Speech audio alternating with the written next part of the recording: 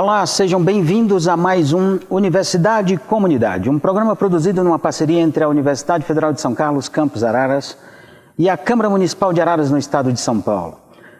Vamos ao ar regularmente pela TV Câmara, aqui em Araras, no NET TV Canal 4, todas as sextas-feiras às 19h30 com o nosso programa inédito. As nossas reprises acontecem aos domingos e terças-feiras, também às 19h30 e às quartas-feiras às 20 horas. Você pode nos acompanhar também no YouTube, acesse youtube.com.br, digite Universidade e Comunidade e lá você encontrará este que é o nosso programa de número 91. Vai começar a nossa contagem regressiva para o programa 100. Número 100, está chegando. Está chegando. E todo o restante do nosso trabalho. Esta é uma atividade de extensão da Universidade e da Câmara, como foi dito, que tem o propósito de aproximar Universidade e Comunidade. Assim começamos. Stefano, tudo bem? Tudo bom, Josivaldo? Boa noite. Como é que vai? Quanto tempo, hein? Faz tempo. Estava com sumido? saudade já. Pois é. Foram alguns problemas de horário, mas agora estamos de volta. Está de volta. Tá ok. E hoje nós recebemos um parceiro aqui do Campus Araras, ele que é do Campus São Carlos, professor do Campus São Carlos, Wilson Bezerra. Wilson, tudo bem? Tudo bom, Josivaldo? Boa tarde aos ouvintes, boa tarde, Stefano. Prazer estar aqui na Universidade e Comunidade, conversar um pouco hoje. Nós é que agradecemos, é um prazer muito grande te receber aqui. E vamos para os nossos destaques da semana, como fazemos sempre. Começamos com o Stefano. Muito bem. Trouxe uma colinha aqui um pouco maior, porque são algumas informações mais detalhadas. Estão abertas as inscrições para as vagas remanescentes do FIES. Então, já há um tempo, as inscrições do FIES estavam suspensas e agora voltou. Na segunda-feira dessa semana, no dia 22, as inscrições para as vagas remanescentes do FIES, que é o Fundo de Financiamento Estudantil, elas foram abertas agora para o segundo semestre de 2016. O prazo, para quem ainda não é graduando, mas já tenha sido pré-selecionado na primeira etapa, vai até o dia 28. E para quem já é graduando, mas também quer se inscrever, o prazo começou hoje, na verdade, no dia 26. Mas também tem que ter sido pré-selecionado. A inscrição ela é gratuita e ela é feita exclusivamente pela internet. Tem que acessar a página do FIES. Quem pode se inscrever às vagas, é o estudante que tenha renda familiar mensal bruta e per capita de até 3 salários mínimos e tenha participado do Enem a partir da edição de 2010. As condições também de notas é que tenha obtido uma média igual ou superior a 450 pontos no Enem e não pode ter zerado na redação. O FIES ele é um programa do Ministério da Educação e ele financia cursos superiores em instituições privadas. O valor do financiamento ele é proporcional à renda do candidato. Existem 75 mil vagas abertas no país hoje. Então era importante lembrar, essa semana as inscrições estão abertas até o dia 28 e para quem já é graduando começa hoje no dia 26. Legal. Atenção você que está em casa, não perca essa oportunidade. Vamos aproveitar que temos tempo, vamos conversar um pouquinho sobre FIES, aproveitar até que o Wilson está aqui, e ver se ele tem alguma experiência sobre isso. O FIES, na verdade, tinha sido fechado e voltou a abrir, é isso? Voltou a abrir as vagas. Com um número menor de vagas? Agora. Isso. Eu não sei exatamente, proporcionalmente, a quantidade de vagas. Sei. Eu acredito que seja um número menor de vagas. Entendi. Para quem está no ensino superior particular e não tem condições, ele também financia, até 100%, existem alguns casos. Você sabe que um dos questionamentos em relação foi a redação, porque em algum momento o sujeito que zerava a redação poderia entrar. Eu particularmente acho isso negativo, porque se o sujeito não teve condição de fazer uma redação, ele teria possibilidade de acesso. Eu acho isso questionável. É complicado. E agora não pode mais, ele não pode zerar a redação. Não pode zerar a redação, não pode tirar zero na redação. E outra coisa que me chamou a atenção, esses dias eu tive pelo interior do Nordeste e abriu cursos de medicina, que eu acredito que o tipo de investimento, curso de medicina privado em cidades do interior do Nordeste, basicamente a que eu conheci no interior do Piauí, eu acredito que o investimento tinha sido feito por quem montou os cursos com a expectativa do FIES. E aí eis que o FIES não estava disponibilizado. E os pais, naquele afã, colocaram os filhos a uma mensalidade de R$6.000. Pois é. Nós, humildes professores, não poderíamos ter um filho numa universidade daquela. Eu sei que eu conheci alguns pais que estavam assim absolutamente estrangulados com o valor da mensalidade e rezando para que isso pudesse abrir novamente. É preocupante, né? Muito preocupante, até porque me vem à cabeça uma outra situação. Se isso não é possível, só filhos de pessoas muito abastadas, né, muito financeiramente possível, né? O sujeito tem dinheiro que poderia então ter, e isso aumentaria a distância, socialmente falando, né, financeiramente falando, entre aqueles que têm acesso e outros que não têm. No caso, uma mensalidade de R$6.000 é algo para se pensar bastante, né? Porque ou ele tem que ter bastante condição econômica, ou também, às vezes, nem o FIES vai financiar, porque a condição aqui são de 3 salários mínimos, né?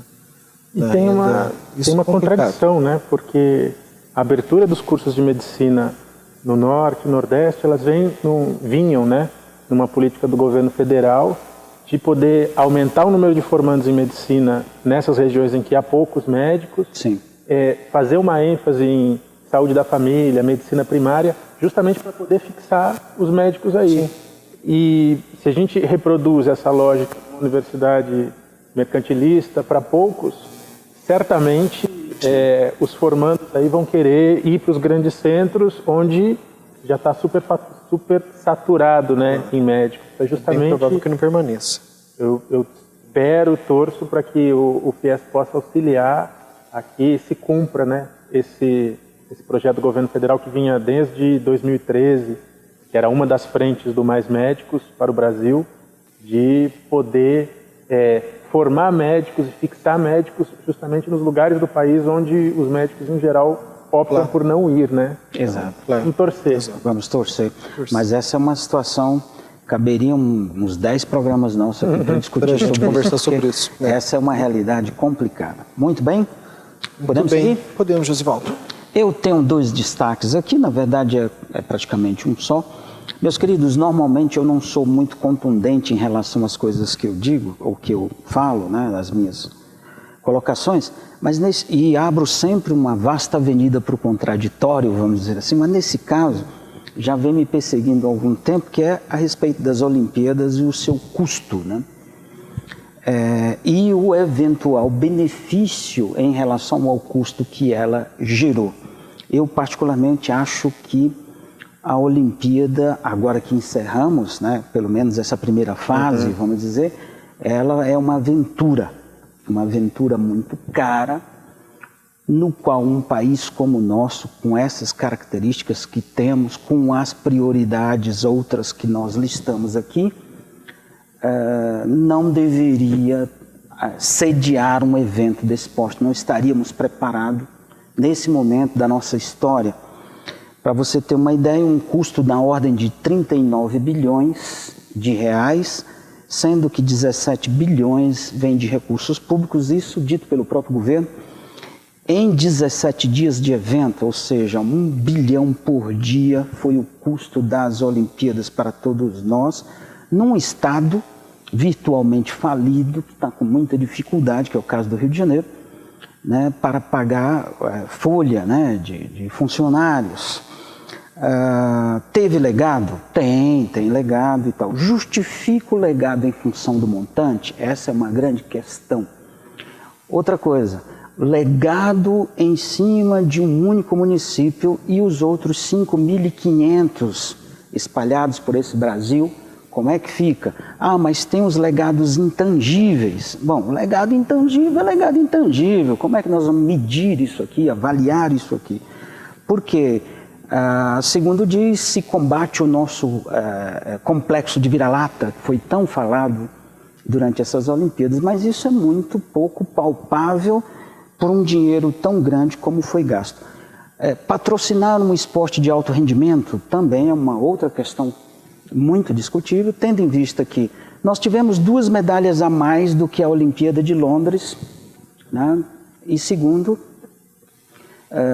se é para se incentivar a prática esportiva no Brasil, que fosse para os rincões novamente, para as escolas públicas, no intuito de fazer com que o cidadão gere mais, que nós tenhamos mais saúde, né, no país como um todo. O que o esporte de alto rendimento, de certa forma, ele estimula pela visibilidade que ele causa, isso é fato, mas, de novo, vem a questão do empirismo, quanto isso representa. Então, eu realmente tenho uma série de preocupações, vamos dizer assim, um certo receio, não saberia dizer qual a expressão, mas não me deixa entusiasmado os resultados causados pela Olimpíada.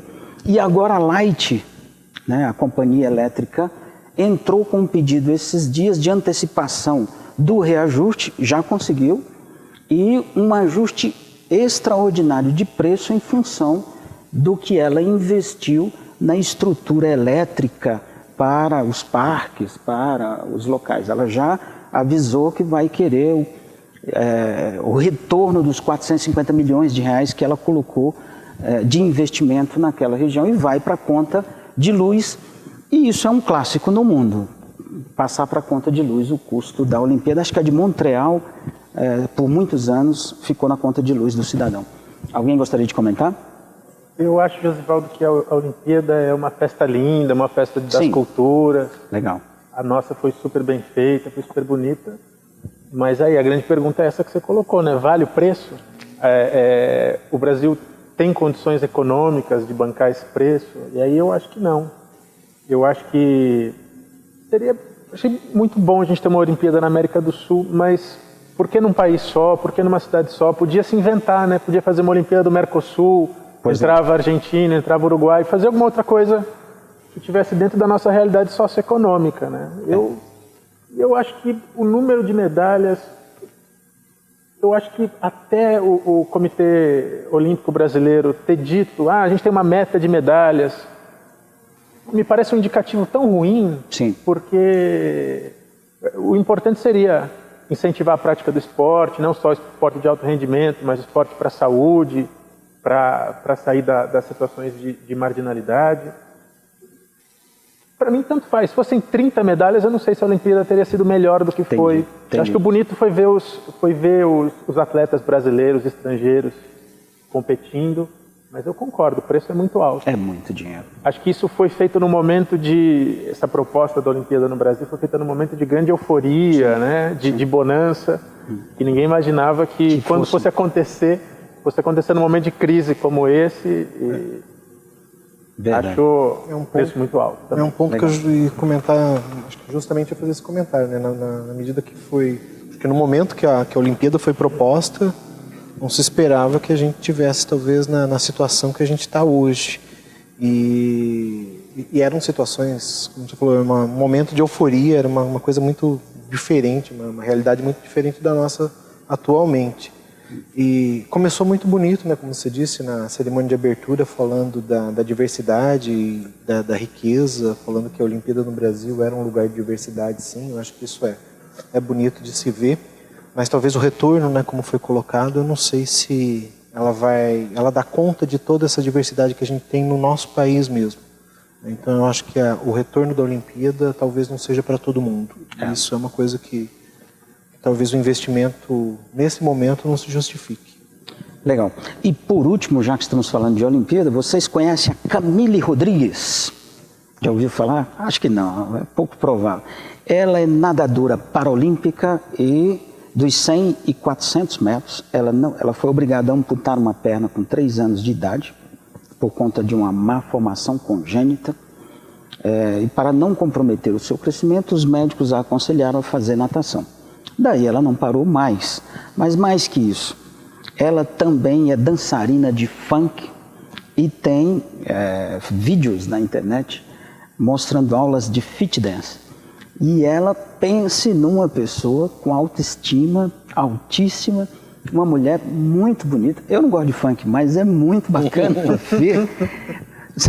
Vocês entrem e observem, você que está em casa, veja, acompanhe agora na Paralimpíada a Camille Rodrigues, uma atleta de 24 anos, e dá uma entrada para ver os vídeos que ela produz, dando aulas de fit dance e dançando funk, que é um negócio muito bacana. Ela realmente dança muito bem, eu não sou especialista no tema, mas achei muito bacana. Ela vai competir nos dias 9, 12, 13 e 16 de setembro.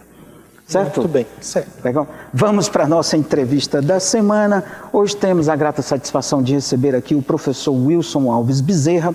Ele fez graduação na USP em Letras, em Espanhol e Português. Wilson, você é de onde? Eu sou nascido em São Paulo, capital. Sou filho de imigrantes nordestinos. Meu pai e minha mãe são de Mata Grande, interior das Alagoas.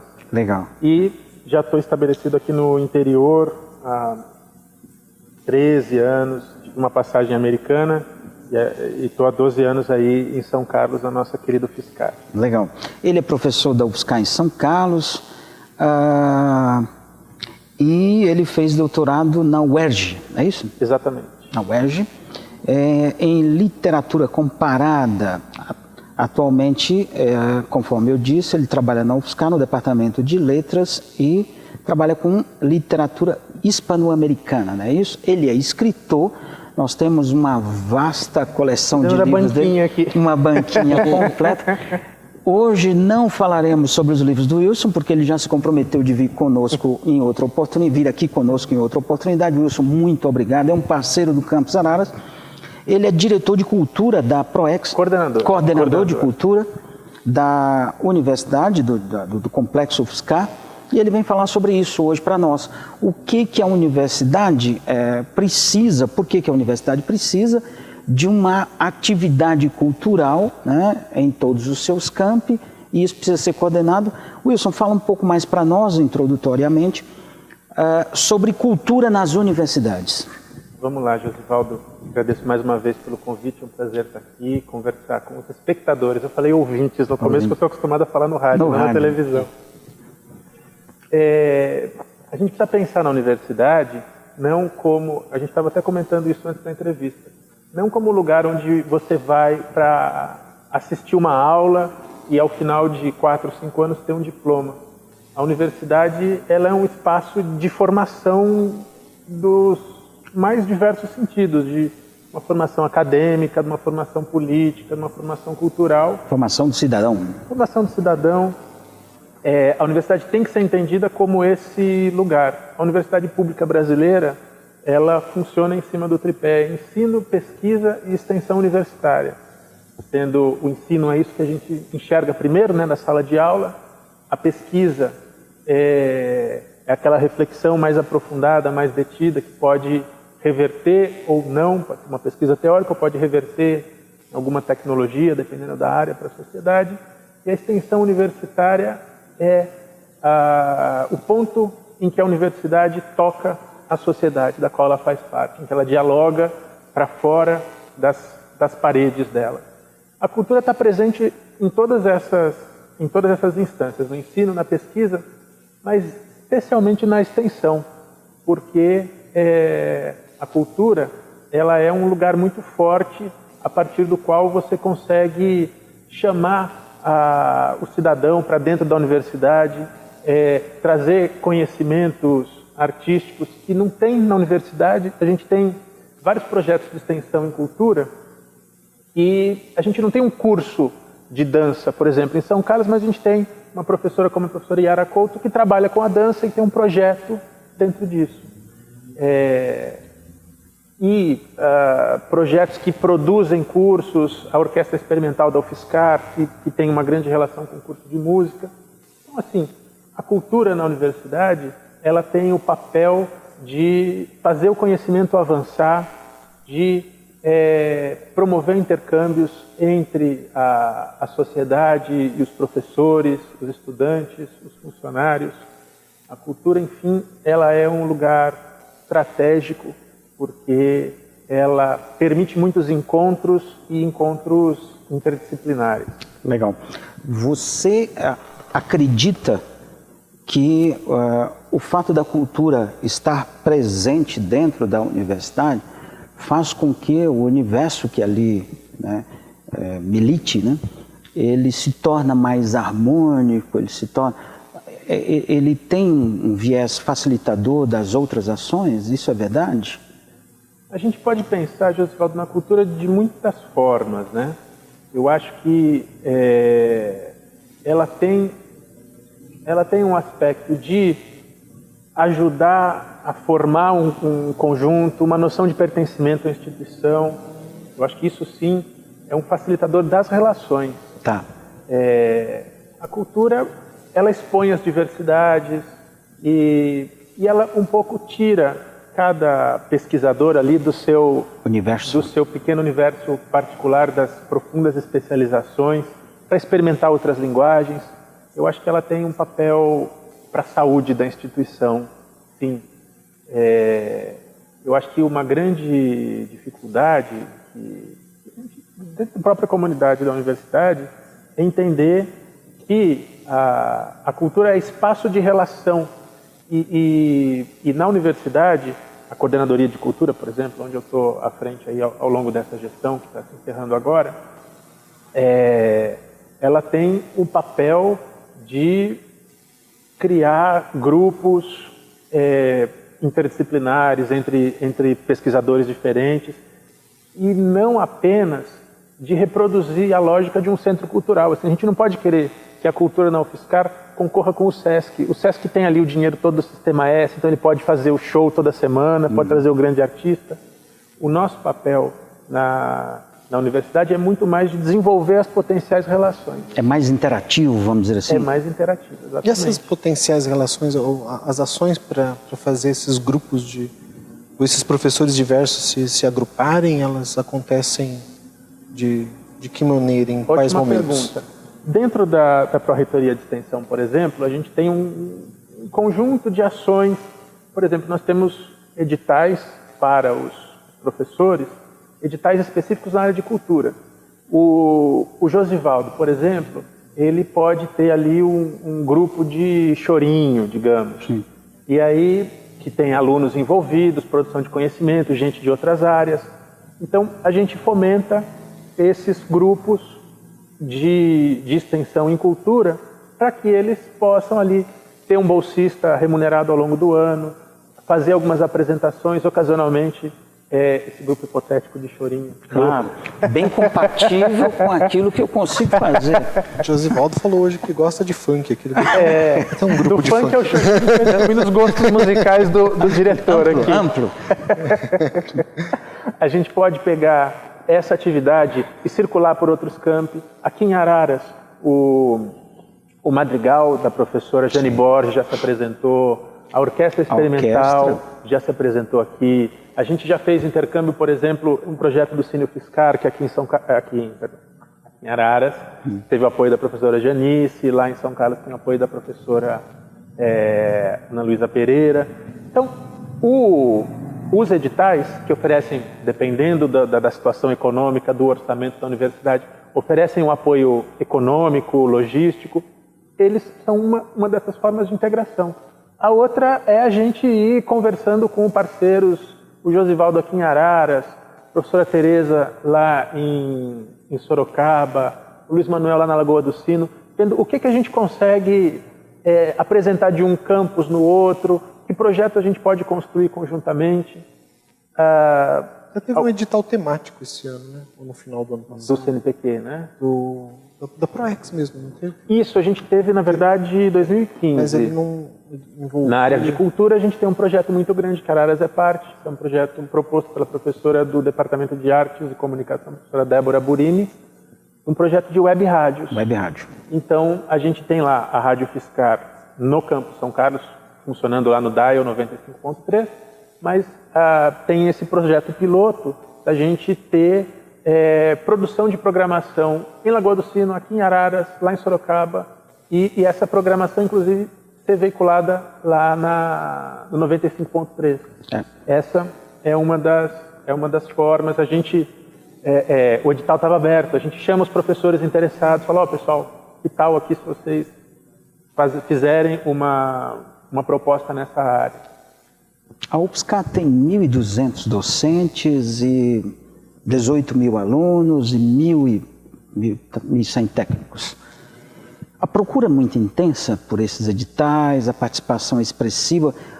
É claro, depende do referencial, mas isso foi crescente na sua gestão? O que você... ou comparativamente com as suas expectativas? Eu acho, Josivaldo, que um dos papéis nossos é, como eu ia dizendo, que esses grupos que produzem cultura se encontrem.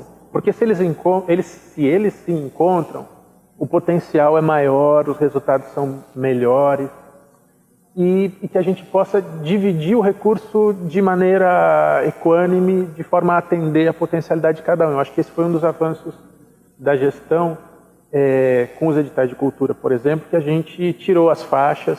Então, se você tem uma exposição pequenininha, você vai precisar de pouco dinheiro. Agora, se você tem um projeto como a orquestra, que mobiliza mais de 100 jovens lá em São Carlos, o custo disso é muito maior. Então, a gente conseguiu fazer um edital com faixas de maneira a contemplar esses diferentes atores.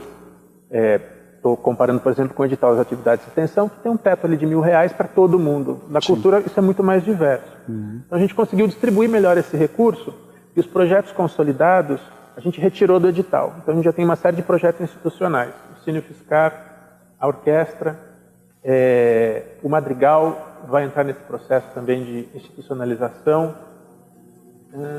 e a Rádio Fiscar também, que voltou para a PROEX e passou a ser um projeto com esse caráter.